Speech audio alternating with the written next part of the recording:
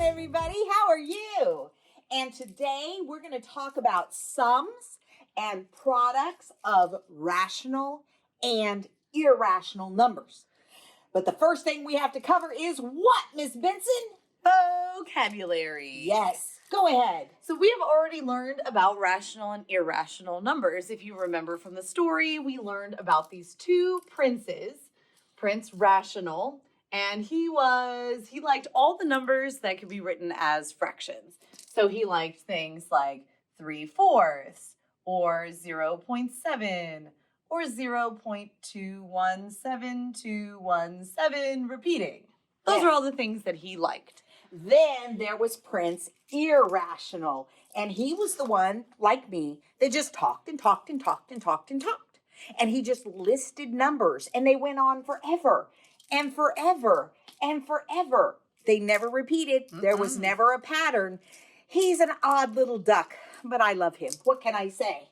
Go ahead, Miss Benson. So we're going to talk about what happens when we find the sum or the product of two numbers like that. So sum means that we are adding, and product means that we are multiplying. Very interesting so far, but hold your hats, because it gets better.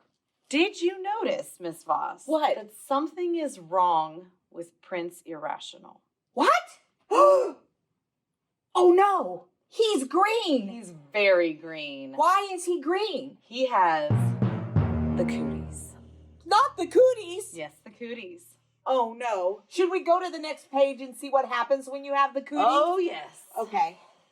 So I don't know if you knew this or not, but when you have the cooties, Yes. everything you come in contact with Also gets the cooties? also gets the cooties. Oh boy. Oh, look, we have things written out here. We do. So, if you're doing sums, adding two things together, and you have a rational number plus a rational number, there are no cooties involved. No cooties. So you you must just get a rational number. But now let's look at the next scenario. If you have a rational number and you add an irrational number that has cooties, you know what you're going to end up with? Cooties. Cooties. Therefore, you end up with an irrational number. Whoo! Oh, Now boy. let's look at the third scenario of sums. If you have an irrational number and you add another irrational number, you have cooties. Therefore, it must also be irrational. Oh my goodness. Miss Benson, could you tell us about products? Because I'm a little tired. I sure can. Here, let's switch sides. All right, this is going to be almost the same, except Okay. this time we're multiplying. All right. Okay, so if I have a rational number times a rational number, nobody has cooties. We're safe. My answer is just going to be Rational. rational. I think I got this. Good. I'm going to abbreviate this time. Okay. But Oh. if I have a rational number multiplied by an irrational number Oh no. that has cooties, You're going to have cooties. you're going to have cooties. Which means it must be irrational. Exactly. Ooh. How was that Worst last one? case scenario? Seriously? An irrational number with Yeah. cooties With cooties. times another irrational number With cooties. with cooties. Is going to give you a lot more cooties? A lot of cooties. Oh boy. And it ends up irrational again. Holy macaroni. This is a little bit crazy. Yep. Oh gosh. Should we do number examples? Yeah, let's try some. Okay, we're going to try a couple. Can I try the first one? Because I never get to write and I want to write. Sure. So what I'm going to do is I'm going to write a rational number, which is a number that could be made into a fraction, okay? Which is a 2. Because guess what? 2 is the same as 2 over 1. Ooh. So it works. And I'm going to add 1/2. And that gives me 2 1/2, which is a rational number. So irrational Plus irrational equals irrational. Very nice. Would you Perfect. like to try the second one for products, Miss Benson? Sure. Go ahead. Okay, so let's use 4 as my rational number this time. Okay. And then we'll use everybody's favorite irrational number, Pi, pi. because pi is the king of irrational numbers.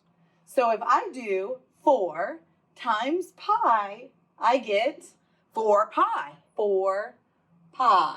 which is irrational. And you can put that in Desmos if you want to see it, but it's just going to be a long decimal that keeps going and going and going. And never repeats and never has a pattern. Never repeats. I think they should try some. I think you should try some. Let's see what's on the next page. Some samples. Go ahead and find your answer and then tell us whether it's rational or irrational. Okay? And we'll be back in a second and you can tell us what's happening.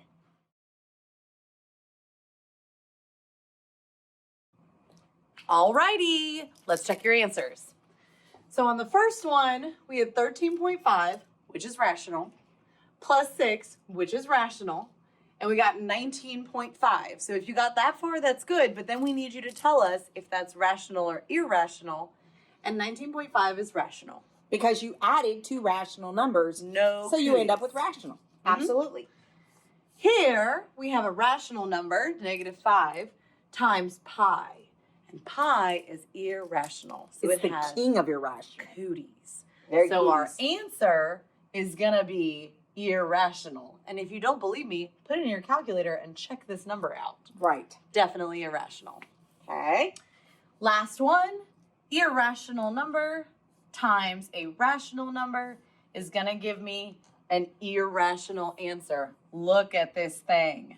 It's crazy. So really, it's pretty simple. If you have an irrational number anywhere in a sum or a product, when you're adding or multiplying, your answer is going to be irrational because those cooties are relentless. So if it touches it, it's going to be irrational.